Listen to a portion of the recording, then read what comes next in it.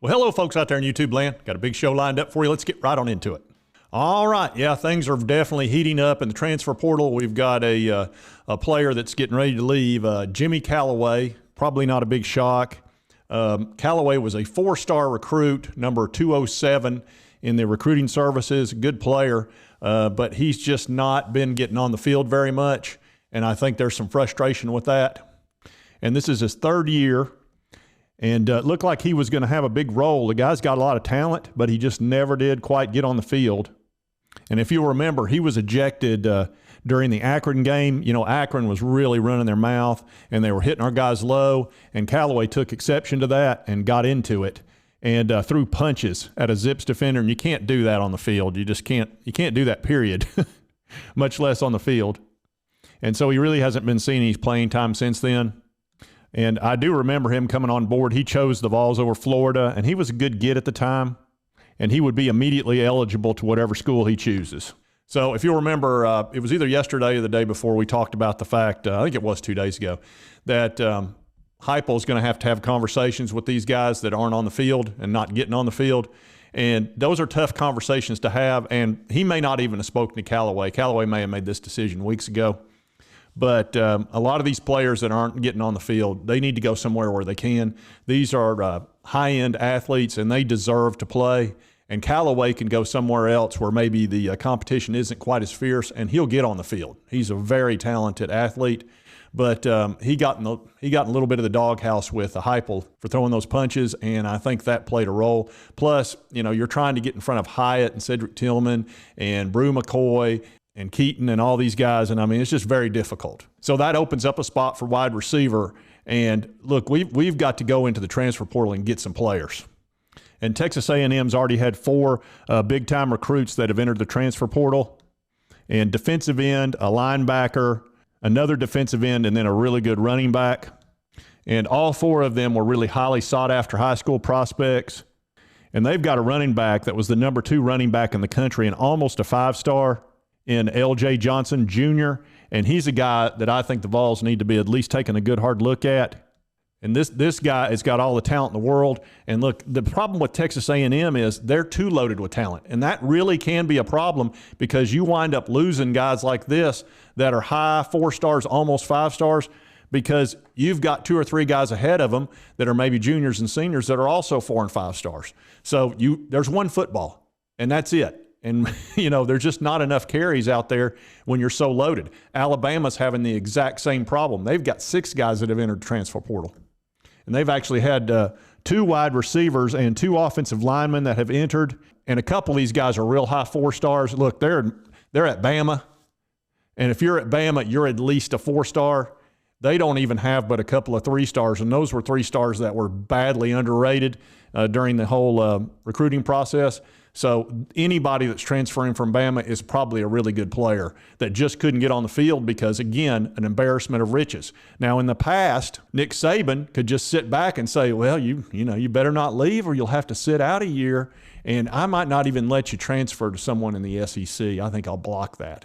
Well, those days are not here anymore. You didn't say the magic word. That's right. You can't do that anymore. You can't stand in the way of anything. So Bama's going to probably have 10 guys transfer at least because they're not getting on the field and they're frustrated. Texas A&M, same thing, probably going to be double digits. Tennessee Vols will probably have at least 5 or 6. And probably for Tennessee, look, we have been the have-not, okay? Now we're starting to become the have. And to get to be in that category, you're going to have to start picking up some guys off these teams that are sitting on the bench that are really good players that if they were allowed to get on the field to a team that's maybe not quite that high talent level, they could show out. We just need to find the ones that can do that. And I see us picking up 4 or 5 players out of the transfer portal, maybe 6 or 7. I definitely think we're going to need a wide receiver or 2, defensive backs, at least 2. I'd love to have a couple of cornerbacks that are really good, that are shut-down type cornerbacks, and you're going to have to throw some NIL money around, that's for sure, to get some of these big dogs, and they need to do that because we need to up our talent level. Yes, we have some great players coming in. There's no doubt about that. So we've got plenty of good players coming in, but understand, even a guy like Nico and these other edge rushers that are big dogs, look, they're freshmen. They're 18 years old. They're going to be playing against guys that are 21 and 22, and I don't care how many stars you got by your name.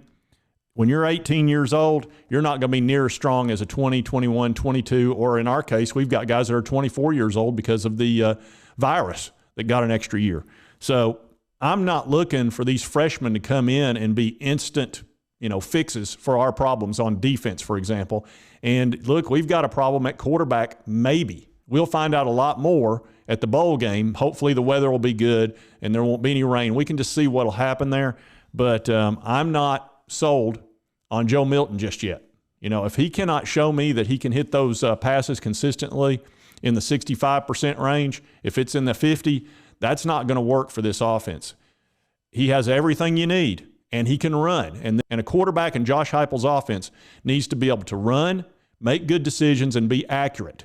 And he's got a lot of those things, but the accuracy is a problem. I think the guy can make the decisions. I think that's pretty obvious. He's throwing to open wide receivers. He's just missing them. So, maybe it was the weather. It wasn't a terrible game, but he did miss some passes that made me worry because they were easy passes. The one to Fant comes to mind, and then another one where he was scrambling, did a great job scrambling. He didn't hit a guy that was open. He threw the ball way too hard at his feet. So, I don't see us going out and getting a quarterback in the transfer portal, but we need to keep an eye on that because I don't know that Nico can come in at 18 years old, as skinny as he is, and play in the SEC and play real well. I think he might get hurt. And as far as Taven Jackson, we really haven't seen anything out of him because he's just been in mop-up duty. Then he got hurt. So it's going to be tricky. We need Joe to play well. If he's going to be the starting quarterback, we can't have him be a work in progress. He's been playing college football for 5 years. There's no more of this, work in progress stuff. You can either do it or you can't.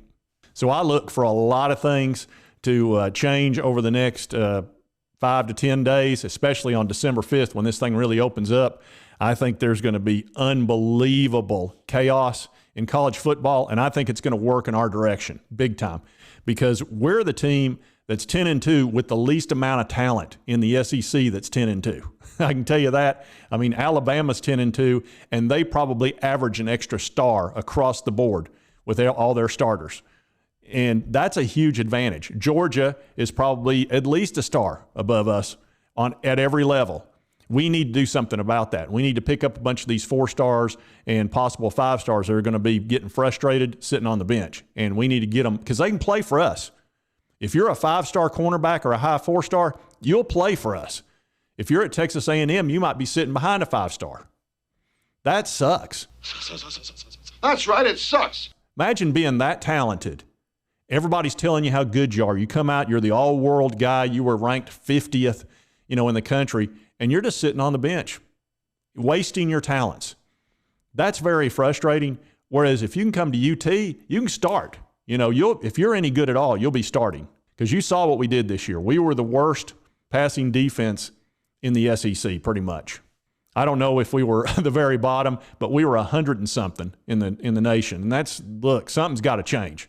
That cannot continue. We don't have a Hendon Hooker that can bail us out every 5 minutes. That a Heisman Trophy winner basically is what he was for 2 years, and he outscored everybody along with a great offensive scheme. But I can tell you, we need to do something about that defense, and we need to pick up some great players, and I believe we will. So I'm super excited about the transfer portal. I think we're going to change our team dramatically, and I'm so glad we finished with a good record so we can sell that to the transfer portal guys. Because before, with 7 wins, they're going, do I really want to go over there to a middle-of-the-road SEC team? Whoopity-doo, I can't win a championship. Well, we just came off 10 wins, and they saw what we do. We score. I mean, even with a middle-of-the-road performance by Joe Milton, we scored 56 points against Vanderbilt. That's amazing in pouring down rain. So that offense will figure it out. We just need help on defense, and we need it big time in the secondary. And I wouldn't mind picking up an edge rusher or 2 in this mix because, we've got a bunch of edge rushers coming in, but I'd love to have a 5th-year guy that's got maybe 1 year of eligibility left that can really get to the quarterback and spend some NIL money on him. Because what I don't want to do is have a pullback to 7 or 8 wins because maybe we've got a problem at quarterback for a year, and maybe we didn't quite, our freshmen aren't ready, and we turn into this, oh, well, we're in the growing stage again. I don't want to be that. I want to get the players now and continue on this path of winning. I'm sorry, winning? You starting to get the concept now? Because understand, Alabama and Georgia are not going to be getting worse. And that's really who we've got to beat. If you want to win a championship, you've got to beat Alabama, you've got to beat Georgia, and you've got to beat Florida. And just because we beat Florida this year doesn't mean that we'll beat them next year, because I can tell you they're recruiting like crazy. Their class is as good as ours, and maybe even a little bit better. And Georgia and Alabama, their recruiting class is a lot better. And that's hard to believe, but it is. I mean, it's just a fact. It's better. Look what we're going up against. Alabama's already got 5 5-stars for 2013. All right, in ours, we've got the 1. Now, I think we've got a couple of guys that will fall into that category, but this is, it's hard to argue with that. And then 15 4-stars. That's ridiculous. Georgia, they've only got 1 5-star, but they got 18 4-stars. And those are the teams we have to play. So just because we've got a real good recruiting class, we're falling behind again. Every year we fall further behind to these 2 teams. Then you've got Texas, who's doing great with their recruiting, even though they can't score, but they're going to be in the SEC soon. LSU, there you go, 17 4-stars. And here's Florida at number 8. They're ahead of us. So while I think our recruiting class is outstanding, look what we're going up against. It doesn't matter what your national rank is in recruiting. It matters what it ranks in the SEC, and we're like 5th, middle of the road as far as recruiting, even though we're basically 10th.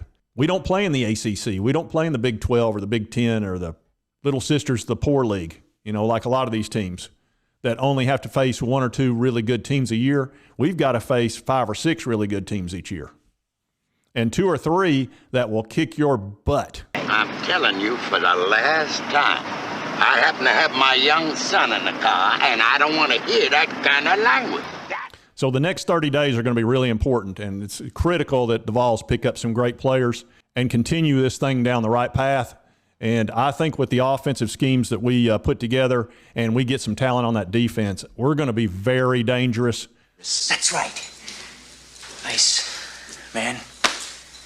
I am dangerous. That's right. Super dangerous. Oh, and by the way, I finally saw Top Gun Maverick.